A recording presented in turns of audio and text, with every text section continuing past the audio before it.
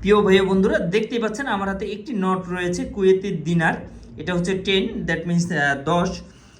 এইটার দাম কিন্তু 4,000 টাকার উপরে। অনেকে জানতে চান যে 10 টাকার মান কি এত কিনা। জি অবশ্যই, এটা কুয়েতের টাকা। যে অনেকে হয়তো বা দেখেছেন অথবা অনেকে শুনেছেন। আর যারা যারা না দেখেছেন তাদের ক্ষেত্রে বলবো, অবশ্যই আমাদের ইউটিউবে অসংখ্য ভিডিও দেওয়া আছে কোন দেশি টাকার কত মান, এটা দেখলে আপনি বুঝতে পারবেন, কোনো ধরনের কোনো প্রবলেম নেই। এবং তার আগে বলে নিচ্ছি, যারা এখনও আমাদের চ্যানেলগুলো ফলো করে রাখেননি, অবশ্যই আমাদের ইউটিউব চ্যানেলটি সাবস্ক্রাইব করে রাখুন।